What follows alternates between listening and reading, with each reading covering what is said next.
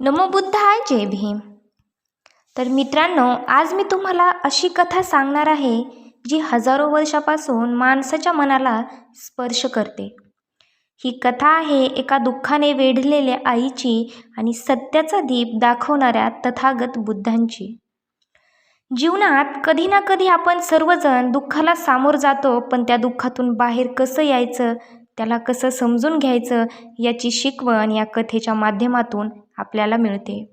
तर चला सुरुवात करूया. किसा गौतमी, तिचं आयुष्य आणि दुःख. किसा गौतमी ही एक सामान्य स्त्री, गरिबी, साधी, शांत स्वभावाची. लग्न होऊन ती सासरी आली. तिला एक मुलगा झाला. तो मुलगा म्हणजे तिच्यासाठी सर्वस्व, तिचा श्वास, तिचं आयुष्य होता. एक दिवस तो छोटासा मुलगा अचानक आजारी पडला. ती आई रात्री दिवस धावत राहिली. औषध, उपचार, देवदेवकर सगळं करून पाहिलं, पण नियतीला काहीतरी वेगळंच मंजूर होतं. एक दिवस तिचं ते छोटं सोनं तिच्या डोळ्यासमोर शांत पडलं. तो मुलगा मरण पावला. किसा गौतमीचं हृदय फाटलं. ती वेडी वाकडी धावत राहिली. लोकांना म्हणू लागली, माझा मुलगा मरण पावलेला नाही, कोणीतरी औषध द्या, त्याला जागं करा. गावातील लोक तिला वेडी म्हणू लागले, पण आईचं हृदय कोण समजणार. गावात कुणीतरी म्हणालं, तुझी मदत कोण करेल, तर फक्त एकच व्यक्ती, भगवान गौतम बुद्ध, त्यांच्याजवळ जा, ते मार्ग दाखवतील. किसा गौतमी लगेच धावत बुद्धांच्या आश्रमात गेली. डोळे लाल, केस विस्कटलेले, हातात मृत मुलगा. ती बुद्धांच्या पायावर पडली. भगवंत, माझ्या मुलाला जिवंत करा, तुमच्याकडे सामर्थ्य आहे ना. बुद्धांनी तिच्याकडे शांतपणे पाहिलं. त्यांना तिचं दुःख समजलं. बुद्ध म्हणाले, गौतमी, मी तुला उपाय देईन, पण त्यासाठी तू मला एक गोष्ट आणून दे. ती उत्साहाने विचारते, काय आणू भगवंत, मी सगळं आणीन. बुद्ध म्हणाले, मला एक मोहरीचे दाणे आण, पण अशा घरातून जिथे कधीच कुणाचं निधन झालेलं नाही, कधीच कोणी मृत्यू पाहिलेला नाही. गौतमी लगेच धावू लागली. तिने प्रथम एका श्रीमंत घरात दार ठोठावलं. मला मोहऱ्याचे दाणे द्या, फक्त एकच अट, या घरात कधीच कोणी मरण पावलेला नसला पाहिजे. घरातील स्त्री शांतपणे म्हणाली, अगं बाई, आमच्या वडिलांचे निधन झाले होते, आमच्या मुलाचंही गेल्या वर्षी. गौतमी पुढच्या घराकडे धावली. तिथेही तेच उत्तर, जिथेच आई, तिथे प्रत्येक घरात कुणीतरी गेलेलं. कुठे आई गेली होती, कुठे पती, कुठे मुलगा, कुठे आजी. तिला लक्षात येऊ लागलं, दुःख हे फक्त माझं नाही, मृत्यू हा फक्त माझ्या घरात नाही, ही तर सगळ्यांचीच कथा आहे.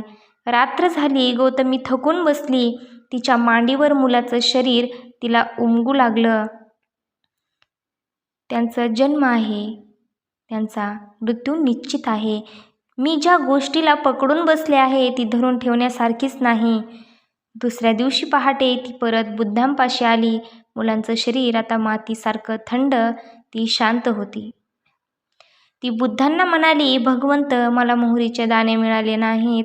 सगळ्या घरात मृत्यू आहे. सगळे कुणीतरी गमावतात. दुःख हे सार्वत्रिक आहे. मी त्यातून सुटू शकत नाही, पण समजून घेऊ शकते. बुद्धांनी मान हलवली. ते म्हणाले, गौतमी, तू आज सत्य पाहिलेस. दुःख टाळू शकत नाही, पण त्यातून मुक्त होण्याचा मार्ग समज, स्वीकार आणि प्रज्ञा यातून जातो. ती बुद्धांची शिष्य झाली. तिचं संपूर्ण आयुष्य दुःखातून मुक्ती शिकवण्यात गेलं. या कथेच्या माध्यमातून बुद्धांनी दिलेली जीवन शिकवण, दुःख सार्वत्रिक आहे, फक्त मीच दुःख भोगते आहे असं नसतं. मृत्यू अपरिहार्य आहे. जसा जन्म आहे तसाच मृत्यू आहे. आसक्ती म्हणजे दुःखांचा मूलभूत कारण. ज्याच्यावर आपण अतोनात आसक्त होतो, त्यांच्या हरवण्याने आपलं मन कोसळतं. स्वीकार म्हणजे पहिलं पाऊल. तथ्य बदलता येत नाही, पण आपण त्यांना कसं पाहतो ते बदलता येतं. प्रज्ञा, समज, स्मृती, मुक्तीचा मार्ग. बुद्धांनी कसं सांगितलं, जगत परिवर्तनशील आहे. गौतमी त्या दिवसापासून निर्भय झाली. ज्याने सर्वात मोठा दुःखाचा डोंगर ओलांडला असेल, तो इतरांना रस्ता दाखवायला तयार असतो. ती लोकांना सांगू लागली, दुःख अटळ आहे, पण शरणागती आणि प्रज्ञा आपल्याला पुढे नेतात. मित्रांनो, किसा गौतमीची कथा आपल्याला सांगते, आपल्यापैकी प्रत्येकाला दुःख आहे. प्रत्येकाच्या आयुष्यात कुणीतरी गेलेलं आहे. मृत्यू ही गोष्ट टाळता येत नाही, पण जीवनात समज असली की मन शांतीला जातं. आणि बुद्धांची शिकवण म्हणजे दुःख संपवणं नाही, पण दुःखाला योग्य रीतीने समजून घेणं अशी आहे. तर आपण पाहिले किसा गौतमीचं दुःख, गौतम बुद्धांनी दिलेली शिकवण, गौतम बुद्ध आणि किसा गौतमी यांची कथा आपण पाहिली. तर तुम्हाला व्हिडिओ कसा वाटला कमेंट करून नक्की सांगा. व्हिडिओला लाईक करा, शेअर करा आणि कमेंट करून सांगा की तुम्हाला व्हिडिओ कसा वाटला.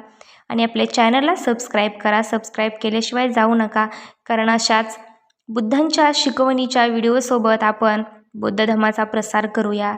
नमो बुद्धाय. जय भीम.